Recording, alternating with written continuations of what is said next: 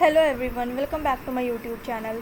आज इस वीडियो में हम लोग डिस्कस करने वाले हैं हदीस एंड इट्स सिग्निफिकेंस। ये हमारा इस्लामिक हिस्ट्री सीरीज़ जो चल रही है उसका नेक्स्ट पार्ट है। इससे पहले कुरान की जो वीडियो है वो अपलोड हो चुकी है चैनल पे, और प्रॉफिट लाइफ, पायस कैलिफ के ऊपर जो पूरी बायोग्राफी है वो सारी चीज़ें चैनल पे अपलोड हो गई हैं। और यहाँ पे आज हम इस सीरीज़ में जो नेक्स्ट टॉपिक करने वाले हैं वो है हदीस एंड सिग्निफिकेंस। ये जो टॉपिक्स है, ये जो पूरी सीरीज़ है इस्लामिक हिस्ट्री सीरीज़, ये बेसिकली जामिया के एंट्रेंस एग्ज़ाम के लिए है, इस्लामिक स्टडीज़ के लिए, मास्टर्स के लिए भी और ग्रेजुएशन के लिए भी। अगर आपको मास्टर्स में एडमिशन लेना है तब भी ये आपको बहुत हेल्प करेंगी। अगर आपको ग्रेजुएशन में एडमिशन लेना है तब भी ये स्लाइड्स जो हैं आपकी बहुत हेल्प करने वाली हैं। सो चैनल को अब तक सब्सक्राइब नहीं किया है तो चैनल को सब्सक्राइब कर लें। वीडियो अच्छी लगे तो वीडियो को लाइक कर दें। अब वीडियो को स्टार्ट करते हैं। यहाँ पे जो हमारा टॉपिक है आज वो है हदीस एंड इट्स सिग्निफिकेंस। तो आज हम हदीस के बारे में पढ़ेंगे। जैसा कि मैंने आपको सिलेबस में भी डिस्कस किया था, आप लोगों को डिस्क्रिप्शन में लिंक मिल जाएगा, वहाँ से जाके आप लोग सिलेबस देख लेना। अच्छे से मैंने वहाँ डिस्कस कर दिया था कि कौन से टॉपिक इंपॉर्टेंट हैं, कौन से नहीं हैं, कौन से कंपलसरी क्वेश्चंस हैं, किस में ऑप्शंस आते हैं। ये सारी चीज़ें मैंने आपके साथ डिस्कस की थी बहुत अच्छे से। तो यहाँ पे हदीस जो है एक इम्पॉर्टेंट टॉपिक हो जाता है एंट्रेंस एग्ज़ाम के लिए, और वैसे भी हमें पता होना चाहिए। So hadith refers to the sayings or narrations of the Prophet Muhammad sallallahu alaihi wasallam, speech, his deeds, acts of approval and disapproval, verbal or by way of action about something.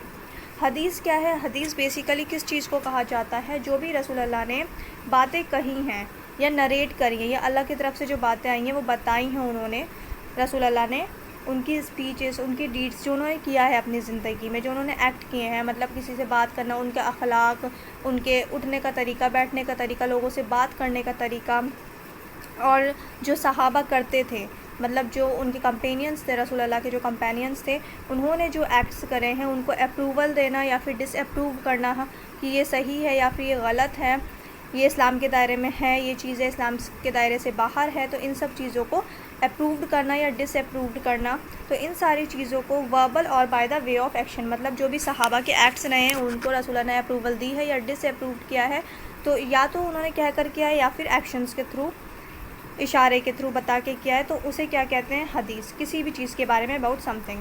तो हदीस जो है basically जो भी रसूल अल्लाह ने अपनी ज़िंदगी में किया है एक्शंस के थ्रू, या जो चीज़ें नरेट करी हैं, जो चीज़ें कही हैं, जो अल्लाह की तरफ से पैगाम आए हैं वो बताए हैं, और जो सहाबा ने किया है उनको अप्रूव्ड करना, उन्हें डिसअप्रूव्ड करना, चाहे वर्बल या फिर बाय वे ऑफ एक्शन, किसी भी चीज़ के बारे में, तो उसे क्या कहते हैं? हदीस। तो यहाँ पे जो हमारा सेकंड इम्पॉर्टेंट सोर्स हो जाता है कुरान के बाद, किसी भी चीज़ को समझने के लिए, किसी भी चीज़ को मतलब इस्लाम को अच्छे से समझने के लिए, अगर कुरान के बाद कोई सेकंड चीज़ जो इम्पॉर्टेंट है सबसे ज़्यादा, वो क्या है? हदीस। तो हदीस क्या है ये आप लोगों का आई होप समझ आ गया होगा कि जो भी रसूल अल्लाह की सेइंग्स है, जो भी उन्होंने कहा है, जो भी उन्होंने बताया है, जिस तरीके से रसूल अल्लाह ने अपनी ज़िंदगी जी है, जो भी एक्शंस किए हैं उन्होंने, या जो सहाबा ने जो एक्ट किया है, उन चीज़ों को अप्रूवल देना या डिसअप्रूव्ड करना, ये सारी चीज़ें क्या आ जाती हैं? हदीस के अंडर आ जाती हैं। सो यहाँ पे हदीस का जो बेसिकली जो मतलब है सीधा सीधा वो ये है कि सेइंग्स ऑफ प्रॉफिट मोहम्मद सल्लल्लाहु अलैहि वसल्लम, एक्शंस ऑफ प्रॉफिट मोहम्मद सल्लल्लाहु अलैहि वसल्लम, और जो भी चीज़ें उन्होंने अप्रूव्ड करी है या डिसअप्रूव्ड करी है किसी भी चीज़ के बारे में, वो क्या हो जाती है? हदीस। अब हदीस जो वर्ड है, द वर्ड हदीस प्राइमरीली मीन्स न्यू।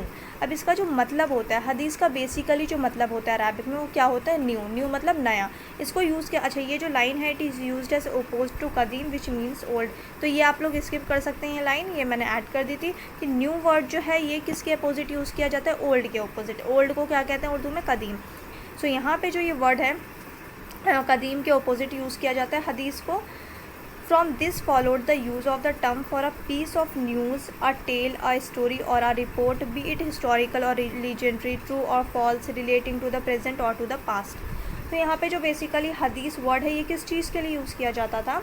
कि किसी भी न्यूज़ के लिए, किसी भी स्टोरी को बताने के लिए, कोई भी स्टोरी, कोई भी जो एक फ़िक्शन स्टोरी हो जाती है या फिर नॉन फिक्शन स्टोरीज़ जो हो जाती हैं, कोई भी स्टोरी बताने के लिए, कोई भी जैसे use of the term for a piece of news, कोई भी न्यूज़ बताने के लिए, कोई भी स्टोरी बताने के लिए, कोई भी पोएम बताने के लिए, कोई भी पोइट बताने के लिए, चाहे वो सही हो या गलत हो, हिस्टोरिकल हो या लीजेंडरी हो, या फिर वो रिलेट करता हो पास्ट से या फिर प्रेजेंट से, तो जो अरब में यूज़ किया जाता था हदीस वर्ड, वो किस उसमें यूज़ किया जाता था? एक तो इसका मतलब होता है न्यू, और जो ये यूज़ किया जाता था ये किस लिए यूज़ किया जाता था? कोई भी न्यूज़, कोई भी स्टोरी, कोई भी पोइट्री, इन सब चीज़ों के लिए यूज़ किया जाता था क्या, हदीस वर्ड। सो यहाँ पे जो है इसका यहाँ पे थोड़ा सा हिस्टोरिकल बैकग्राउंड था ये कि हदीस को किस इसमें यूज़ किया जाता था। पर अब जो हदीस का जो एक एग्जैक्ट मतलब माना जाता है वो यही माना जाता है कि प्रॉफिट की सेइंग्स जो हैं, उनके एक्शंस जो हैं, जो उन्होंने अपनी ज़िंदगी में किया, जो उन्होंने बताया, वो सारी चीज़ें क्या हैं, हदीस हैं, सुन्नत है।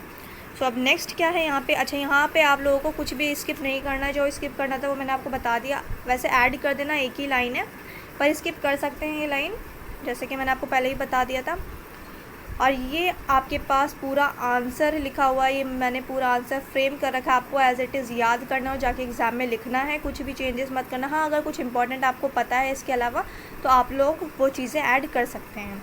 मैं ये नहीं कह रही कि आप लोग यहीं से पढ़ कर जाइए, कोई और अगर आपको इससे अच्छी स्लाइड्स मिल रहे हैं, इससे अच्छे नोट्स मिल रहे हैं, तो आप वहाँ से भी बहुत अच्छे से तैयारी करके जा सकते हैं। बस यहाँ पे मेरी कोशिश है कि आप लोगों को ये सारे टॉपिक्स अच्छे से समझ आया जाए, ताकि अगर आपको एज़ इट इज़ वर्ड्स याद ना हो तब भी आप अपनी लैंग्वेज में लिख कर आ सकें। अब यहाँ पे नेक्स्ट जो है वो क्या है, after the commandments of Allah almighty through holy Quran, हदीस ऑफ होली प्रॉफिट सल्लल्लाहु अलैहि वसल्लम are second most authentic religious source. ये मैंने जैसा कि आपको स्टार्टिंग में ही बताया था कि अल्लाह ताला ने जो भी पैगाम भेजे हैं दुनिया में, हमारे लिए जो भी सही चीज़ें बताई हैं, गलत चीज़ें बताई हैं, तो कुरान के बाद जो इम्पोर्टेंट सोर्स है हमें ये सब चीज़ें पता करने का, हमें ये सारी चीज़ें पता कहाँ से चलती हैं कि हमारे लिए क्या सही है, क्या चीज़ गलत है, क्या चीज़ गुनाह है, क्या चीज़ सवाब है। तो ये सारी चीज़ें हमें कुरान के बाद जो मोस्ट इम्पॉर्टेंट सोर्स है वो क्या है, हदीस। तो हदीस से हमें पता चलती हैं सारी चीज़ें जो कि ऑथेंटिक हदीस से। यहाँ पे अब टाइप्स भी होती हैं हदीस की, वो भी मैं आपके साथ डिस्कस करूँगी आगे। नेक्स्ट क्या है यहाँ पे, there are many ayats in the Holy Quran which guides in the way a Muslim in all matters of life. The verses of Holy Quran imply the punctuality of zakat, namaz, hajj and other prayers. But these are only the keywords and terms. When we are thinking to do them practically, we need to be very vigilant about the proper and systematic procedure of these acts of worship. अब ये जो है ये बहुत important चीज़ है। यहाँ पे इसमें क्या बताया गया है कि कुरान में काफ़ी सारी आयतें हैं हर चीज़ से रिलेटेड, चाहे वो विमेंस राइट से रिलेटेड हो, चाहे वो ज़कात से रिलेटेड हो, नमाज से रिलेटेड हो, हज से रिलेटेड हो। तो यहाँ पे कुरान शरीफ में बहुत सारी चीज़ें मेंशन हैं कि हमें किस तरीके से अपनी लाइफ गुजारनी। पर अगर हमारे पास हदीस नहीं होगी, सिर्फ अगर हम कुरान पढ़ लें और हम ये सोचें, ये समझने की कोशिश करें कि अपनी लाइफ को किस तरीके से जीना है सिर्फ कुरान पढ़कर, तो ये पॉसिबल नहीं है। क्योंकि कुरान में जो टर्म्स यूज़ की गई हैं, हदीस में उन टर्म्स का क्या किया गया है, खुलासा किया गया है, उसे और अच्छे से एक्सप्लेन करके बताया गया है हदीस में कि वो चीज़ आपको करनी है तो किस तरीके से करनी है। जैसे कुरान में कहा गया कि आपको नमाज़ पढ़नी है, पर नमाज़ आपको किस तरीके से पढ़नी है, क्या पढ़ना है, ये सब चीज़ें आपको कहाँ मिलेंगी, ये हदीस में मेंशन है। तो नमाज़ पढ़नी है ये कुरान में मेंशन किया गया है, फ़र्ज़ है आपके ऊपर ये मेंशन किया गया है। अब आपको नमाज कितने वक्त पढ़नी है, कब पढ़नी है, किस तरीके से पढ़नी है, कौन कौन सी दुआएं पढ़नी है, ये सारी चीज़ें आपको कहाँ मिलेंगी, हदीस में। तो हदीस क्या करती है, कुरान का एक तरीके से जो कुरान में कीवर्ड्स यूज़ किए गए हैं, जैसे कि ज़कात हो गया, नमाज हो गया, हज हो गया, तो ये कीवर्ड्स यूज़ किए गए हैं कुरान में। कुरान में बोला गया है कि हज जो है वो आपके ऊपर ऑब्लिगेटरी है, अगर आप कुछ कंडीशंस बताई गई हैं कि अगर आपने ये सारी चीज़ें, ये सारे फ़राइज़ अदा कर लिए, उसके बाद हज आपके ऊपर फ़र्ज़ है। तो ये सारी चीज़ें हमें कहाँ से पता चलती हैं, हज के बारे में पूरा, कि हज किस तरीके से करना है और कौन कौन से फ़र्ज़ हैं जिन्हें पूरा करने के बाद हज फ़र्ज़ होता है, हज कब फ़र्ज़ है, किस मुसलमान पर फ़र्ज़ है। तो ये सारी चीज़ें कहाँ मिलती हैं, ये सारी चीज़ें हमें हदीस में मिलती हैं। जैसे कि ज़कात है, अब यहाँ पे तो ज़कात टर्म है, ज़कात देना है, ज़कात कितना देना है, किसे देना है, कौन एलिजिबल है ज़कात देने के लिए और ज़कात लेने के लिए। तो ये सारी चीज़ें कहाँ बताई गई हैं, ये सारी चीज़ें मेंशन की गई हैं हदीस में। रसूलुल्लाह की सेइंग्स, जैसे कि मैंने आपको बताया, अब कोई वही आई, कोई रिविलेशन आई ऊपर से, वहाँ ज़िक्र किया गया नमाज का, तो उन वर्सेस को रिकॉर्ड कर लिया गया एज़ इट इज़, जैसे रसूलुल्लाह ने पढ़ा बताया, वो एज़ इट इज़ वर्सेस जो अल्लाह की तरफ से आई थी उन्हें एज़ इट इज़ लिख लिया गया। पर अब वो किस तरीके से पढ़नी है, किस तरीके से आपको नमाज़ अदा करनी है, कितने वक्त की नमाज़ अदा करनी है, कितनी रकत नमाज़ अदा करनी है, किस वक्त कितने रकत पढ़नी है, तो ये सारी चीज़ें जो रसूलुल्लाह ने बताई, सेइंग्स ऑफ रसूलुल्लाह, वर्डिंग्स ऑफ रसूलुल्लाह, तो उसे जो नोट किया गया वो कहाँ मेंशन किया गया, वो हदीस में मेंशन किया गया। कुरान क्या है, कुरान एज़ इट इज़ अल्लाह ताला के अल्फाज हैं जो कि ऊपर से वही आती थी, जो नाजिल की जाती थी रसूल अल्लाह पे उसे एज इट इज़ नोट कर लिया जाता था। और हदीस क्या है, हदीस जो है वो वर्ड्स और सेइंग्स ऑफ प्रॉफिट मोहम्मद सल्लल्लाहु अलैहि वसल्लम है। और जो कुरान है वो डायरेक्ट वर्ड्स जो है, डायरेक्ट जो रिविलेशन है अल्लाह की तरफ से वो है। आई होप ये आपको चीज़ें समझ आई होंगी। देन यहाँ पे क्या है कि अगर हाँ यही चीज़ जो मैं आपको बता रही थी कि ज़कात है, नमाज है, हज है और जैसे कि दूसरी प्रेयर्स मेंशन की गई हैं कुरान में, इसके लिए अब हमें ये सारी चीज़ें कैसे करनी है, तो ये सारी चीज़ें हमें कहाँ मिलती है, ये हमें मिलती है हदीस में। जैसे कि यहाँ पे लिखा है कि but these are only the keywords, ये क्या है, ये सिर्फ और सिर्फ एक कीवर्ड्स मेंशन किए गए हैं कुरान में। And terms when we are thinking to do them practically, जब हम ये इन चीज़ों को करने के बारे में सोचते हैं कि प्रैक्टिकली हम इसे हम इसे फॉलो करें, प्रैक्टिकली हम अपनी ज़िंदगी में इसको फॉलो करें, ज़कात दें, नमाज़ पढ़ें, हज करें, तो अब हमें ये सब चीज़ें कैसी करनी है। तो we need to be very vigilant about the proper and systematic procedure of these acts of worship. हमें पूरा सिस्टमेटिक प्रोसीजर पता होना चाहिए, पूरा प्रोसेस पता होना चाहिए। तो ये चीज़ हमें जो ये प्रोसीजर है, पूरा सिस्टमेटिक प्रोसीजर इन सब चीज़ों को करने का, ये एक्ट्स करने का, वर्शिप करने का, ये हमें कहाँ मिलेगा, ये हमें मिलती है हदीस में ये सारी चीज़ें।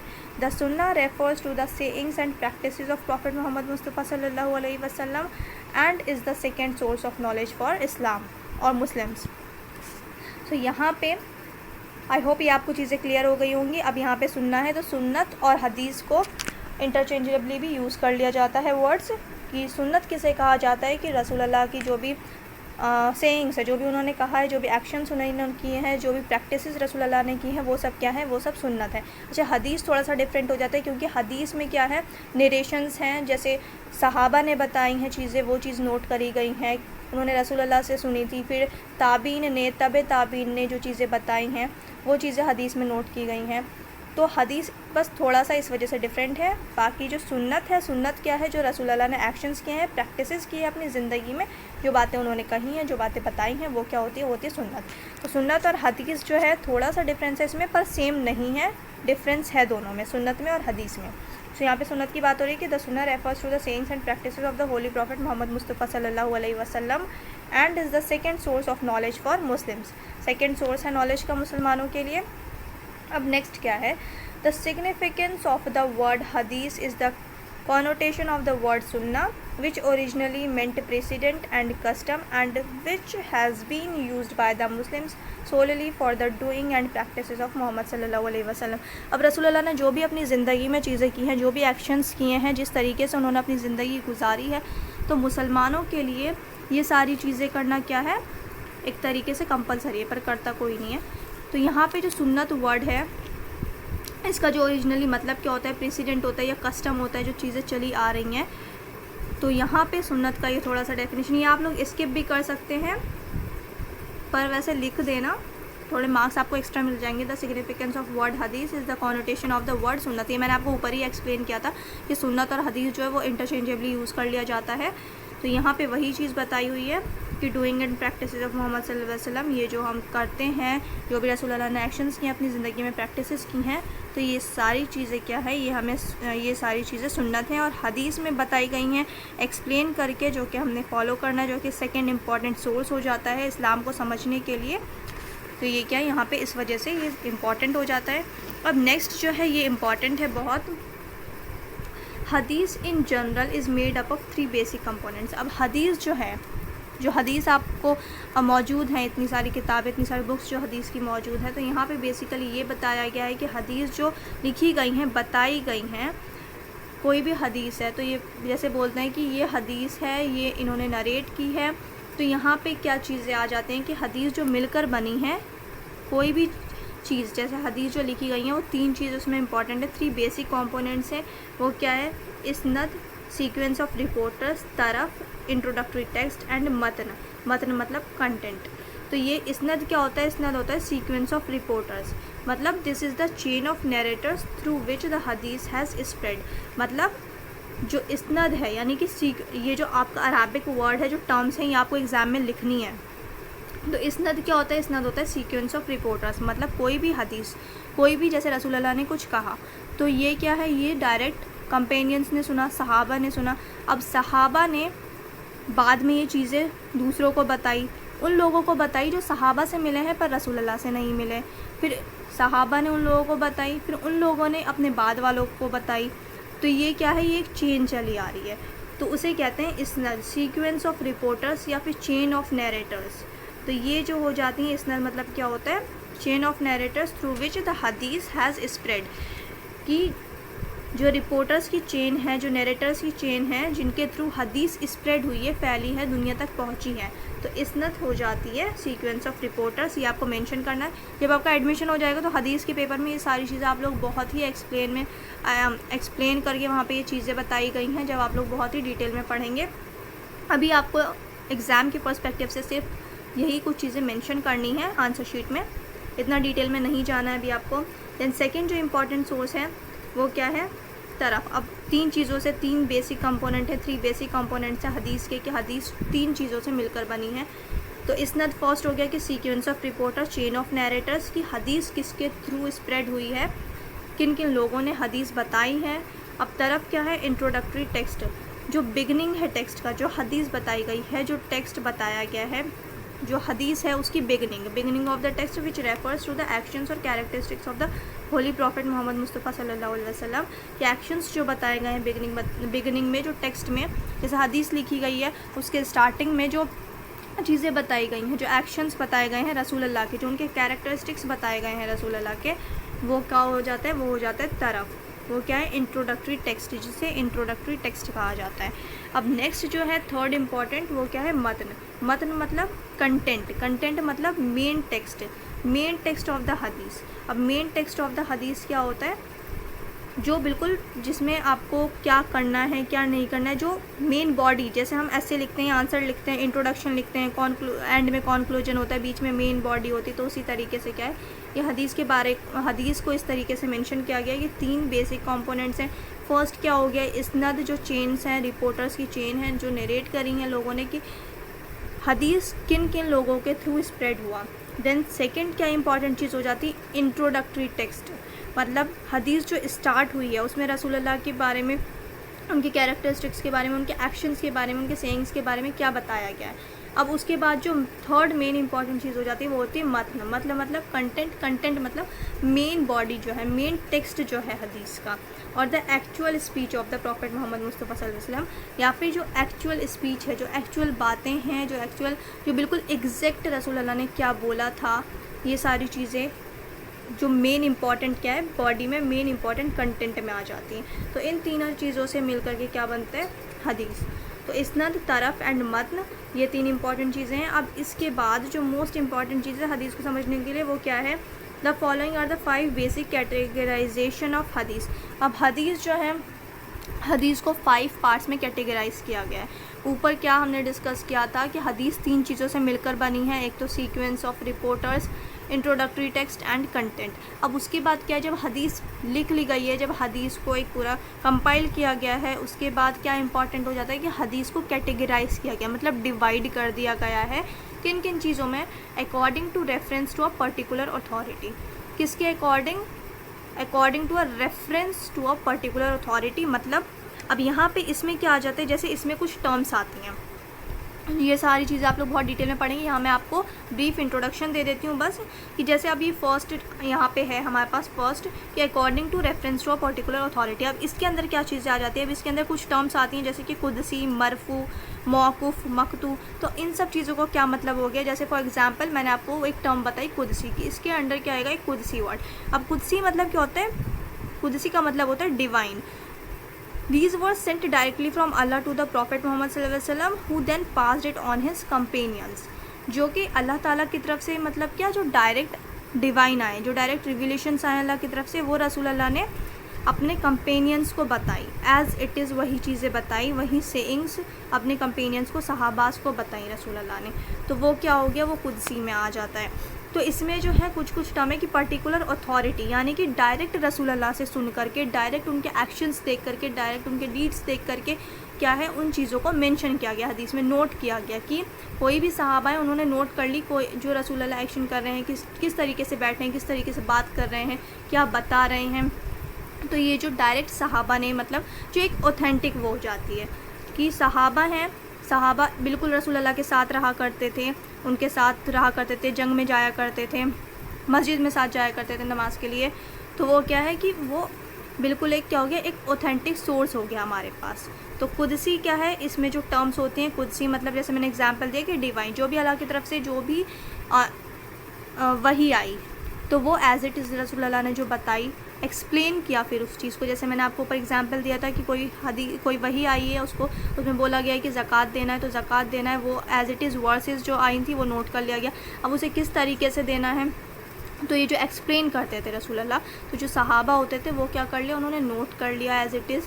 तो वो क्या एक ऑथेंटिक सोर्स हो गया कि उन सहाबा ने डायरेक्ट ये रसूल अल्लाह के मुँह से ये बात सुनी है। तो यहाँ पे ये चीज़ आ जाती है कि reference to particular authority. I hope ये आपको क्लियर हुआ होगा। ये सारी चीज़ आपको टेंशन लेने की ज़रूरत नहीं है, बस ये आपको ऐसे ही मेंशन करना है। और आपको ये जब आपका एडमिशन हो जाएगा तो आप बहुत डिटेल में पढ़ेंगे। यहाँ पे आपके लिए ये बिल्कुल इम्पॉर्टेंट नहीं है इतना डिटेल में जाना। अब नेक्स्ट क्या है, सेकंड है according to the links of इसनद। लिंक्स ऑफ इसनद मतलब, इसनद मैंने आपको बताया था, इसनद मतलब क्या होता है, सीक्वेंस ऑफ रिपोर्टर्स या फिर चेन ऑफ नरेटर्स या फिर चेन ऑफ रिपोर्टर्स। अब इसमें क्या आ जाता है कि लिंक, ये जो इसनद है यानी कि जो रिपोर्टर्स हैं, जो चेन चली आ रही है, ये ऑथेंटिक है या नहीं है। तो according to the links of the इसनद, तो इसके अकॉर्डिंग क्या होता है कि हदीस को क्लासीफाई किया जाता है। अगर ऑथेंटिक सोर्स हैं यानी कि डायरेक्ट सहाबा से सुनकर रिकॉर्ड की गई हैं तो सही हदीस में आ जाएगा वो कि बिल्कुल ऑथेंटिक है, ठीक है। अब हदीस जैसे कि होती है दाइफ हदीस होती है या फिर ज़ईफ़ हदीस जिसे बोला जाता है कि वो ऑथेंटिक नहीं होती है। ऑथेंटिक नहीं होती है मतलब जैसे कि किसी ने डायरेक्ट सहाबा से नहीं सुना है, सहाबा के बाद जो जनरेशन थी जिन्हें ताबीन कहा जाता है, ताबीन से सुना है, उनके बाद वाली जो तबे ताबीन, अब वो भी क्या है, वो एक तरीके से ऑथेंटिक सोर्स होते हैं कि वो इतने इतने अल्लाह वाले लोग थे तो वो झूठ नहीं बोल सकते। पर जो हदीस का जो रिकॉर्ड करने का ये है, ये बहुत ही स्ट्रिक्ट एक क्या था, प्रोसेस था। अगर किसी ने कोई ताबीन है जिन्होंने हदीस बताई है कि मैंने सहाबा से डायरेक्ट सुनी है, उन्होंने मुझे बताया कि रसूल अल्लाह से उन्होंने डायरेक्ट सुनी है, पर उनको अगर किसी ने देख लिया कि वो खड़े होकर पानी पी रहे हैं तो उनकी हदीस को क्या माना जाएगा, ज़ाइफ़ हदीस, कि उन्होंने रसूल अल्लाह की जो सुन्नत थी उसको फॉलो नहीं किया ज़िंदगी में, चाहे उन्होंने एक बार ही ये काम क्यों ना किया हो। तो उन्होंने अगर रसूल अल्लाह की सुन्नत को फॉलो नहीं किया तो ये क्या हो जाता है, उनकी हदीस जो उन्होंने हदीस बताई, जो उन्होंने बातें बताई, वो क्या हो गए, दाइफ़ हदीस में या ज़ईफ़ हदीस में उसको मेंशन किया गया है कि ये क्या, ये ज़ईफ़ हदीस, ये ऑथेंटिक नहीं है। तो इस तरीके से बहुत जो प्रोसेस होता है हदीस के कंपाइलेशन के, जो हदीस लिखी गई हैं, रिकॉर्ड्स की गई हैं, बहुत ज़्यादा स्ट्रिक्टली प्रोसेस था।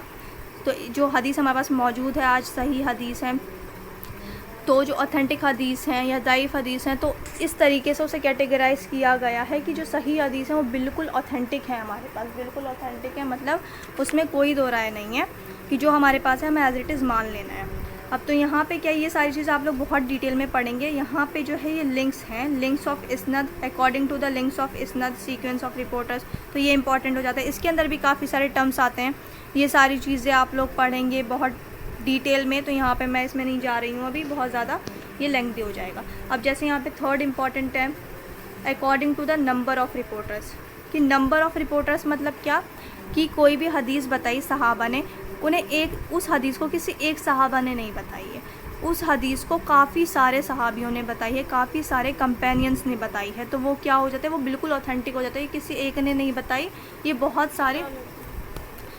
सारे सहाबा ने बताई, बहुत सारे कंपेनियंस ने बताई। तो नंबर ऑफ़ रिपोर्टर्स भी क्या करता है, ये बहुत इंपॉर्टेंट हो जाता है किसी भी हदीस को, जो हदीस लिखी गई हैं, कैटेगराइज़ की गई हैं, उसमें ये चीज़ भी बहुत इंपॉर्टेंट हो गई थी कि according to the number of reporters, कि कितने नंबर से, या फिर अब कोई हदीस है, बहुत सारे सहाबी बता रहे हैं कि ये नंबर ऑफ़ जो हदीस हैं, मतलब नंबर ऑफ़ रिपोर्टर्स, कोई हदीस किसी ने बताई तो वो बहुत ज़्यादा क्या है, बहुत सारे कंपेनियंस ने बताई है, तो वो क्या है, वो बिल्कुल ऑथेंटिक है।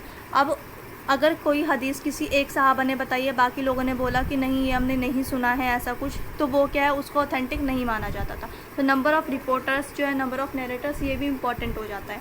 अब नेक्स्ट क्या है, यहाँ पे जो फोर्थ इंपॉर्टेंट है वो क्या है, according to nature of matn and isnad. अब यहाँ पे nature of matn and isnad मतलब क्या हो जाता है कि सीक्वेंस जो है नरेटर्स की जो चेन है, और जो कंटेंट बताया है उन्होंने, जो हदीस उन्होंने मेन जो इस सेइंग्स बताई है रसूल अल्लाह की। तो अब इसका मतलब क्या है, इसमें काफ़ी सारे टर्म्स आते हैं, काफ़ी सारी चीज़ आती है, जैसे कि मैं आपको बता रही हूँ कि यहाँ पे मैं सिर्फ आपको एक ब्रीफ इंट्रोडक्शन दे रही हूँ, ये सारी चीज़ें आप लोग बहुत डिटेल में पढ़ेंगे। तो इसमें क्या चीज़ें आ जाएंगी, इसमें मतलब ये मैं आपको इसलिए मेंशन कर रही हूँ, क्लियर कर रही हूँ यहाँ पे थोड़ा थोड़ा बता रही हूँ ताकि आप लोग कंफ्यूज ना हो। तो according to nature of matn and isnad, अब इसमें क्या चीज़ आ जाएंगी कि मतलब कोई हदीस बताइए, वो हदीस क्या है, बिल्कुल ऑथेंटिक हदीस है, बिल्कुल ऑथेंटिक हदीस है। काफ़ी सारे सहाबा से, काफ़ी सारे ताबीन या तब ताबीन उस चीज़ को क्या कर रहे हैं, रिकॉर्ड कर रहे हैं और उसे बिल्कुल ऑथेंटिक मान रहे हैं। जो सोर्स है वो बहुत ज़्यादा ऑथेंटिक है, मतलब काफ़ी सारे सहाबा ने उस चीज़ को क्या किया है कि माना है कि हाँ ये हमने डायरेक्ट रसूल अल्लाह से सुनी है ये चीज़ें, या उन्हें करते हुए देखा है ये एक्शन। तो वो क्या है, वो ऑथेंटिक चीज़ है कि कोई किसी एक सहाबा ने नहीं बताई, वो बहुत सारे सहाबियों ने बताई है, बहुत सारे ताबीन ने बताई है कि सहाबा ने ऐसा बोला है, सहाबा ने ये चीज़ बताई है। तो काफ़ी सारे, जैसे कि मैंने आपको नंबर्स बताया भी कि नंबर ऑफ़ रिपोर्टर्स भी इंपॉर्टेंट हो जाता है। तो अब यहाँ पे इसमें क्या होता है कि जैसे हदीस क्या है, ऑथेंटिक है, कि सब लोग उसे मान रहे हैं कि ये हदीस क्या है, ये ऑथेंटिक है, ऐसा रसूल अल्लाह ने बताया है, ऐसा रसूल अल्लाह ने किया है।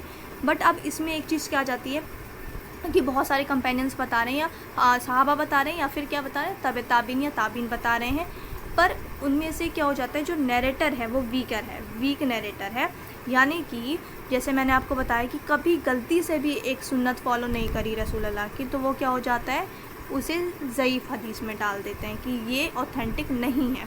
तो इसमें ये चीज़ आ जाती हैं, ये सारी चीज़ें। आई होप ये आपको थोड़ा सा क्लियर हो रहा हो, क्योंकि ये कॉम्प्लिकेटेड चीज़ें हैं बहुत, ये मैं आपको इतने अच्छे से इतने डिटेल में यहाँ भी नहीं बता पाऊँगी। मैं एंट्रेंस के हिसाब से पढ़ा रही हूँ। ये सारी चीज़ें आप लोग जब डिटेल में हदीस का पेपर पढ़ेंगे एडमिशन के बाद, तो वहाँ आप लोगों को ये सारी चीज़ें बहुत डिटेल में पढ़ाई जाएंगी और बहुत इंटरेस्टिंग टॉपिक भी है, ये पता भी होना चाहिए आप लोगों को। आई होप आप लोगों को ये क्लियर हो रही होंगी चीज़ें। मैंने अपनी कोशिश पूरी करी है कि मैं आपको समझा सकूं।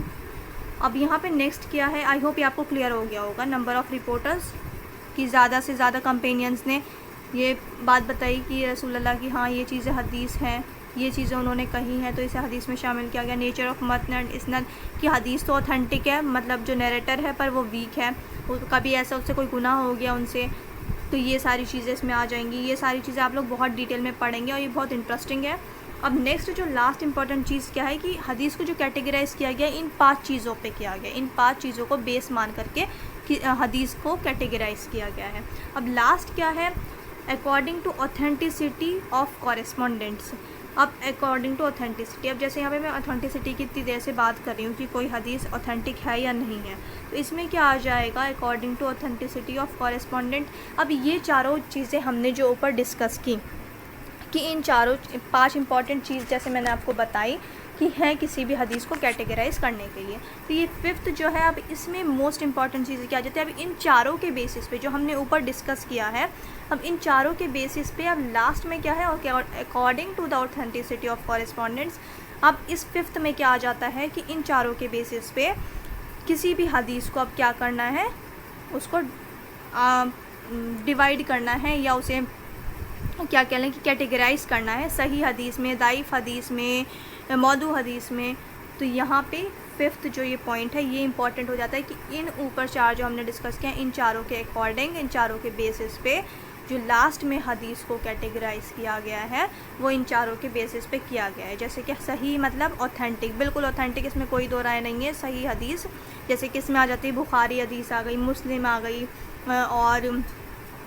और भी ये सही हदीस जो है ये टोटल 6 ऑथेंटिक हदीस हैं, 6 हैं, ये पूछ लिया जाता है। 6 सही हदीस, सही हदीस, ये मैंने आपके साथ ये टर्म डिस्कस करी थी इसमें भी ऑब्जेक्टिव वाले पेपर में। तो सही हदीस कितनी है, 6 हैं, 6 ऑथेंटिक हदीस हैं। अब उसके बाद जैसे कि वीक हदीस, दाइफ हदीस जिसे उर्दू में ज़ईफ़ भी कहा जाता है, तो दाइफ हदीस हो गई। तो जो ऊपर हमने 4 डिस्कस करे, तो इन चारों के बेसिस पे, इन चारों को बेसिस मान के 5th वाला जो है, अब इसमें हम 5th क्या है कि इन चारों को बेस मान के हदीस को कैटेगराइज़ किया जाता है, सही में, हसन में, दाइफ में, मौदू में। तो ये क्या है, ये सारी चीज़ें आप लोग यहाँ पे, ये जितने भी चीज़ें मैंने टर्म्स आपको बताई, सही हदीस, दाइफ हदीस, हसन हदीस, मौदू हदीस, ये क्या है, हदीस की कैटेगराइजेशन है। अब हदीस को कैटेगराइज़ किया गया है ऊपर के 4 चीज़ें जो हमने डिस्कस करी हैं, इन चारों चीज़ों पर।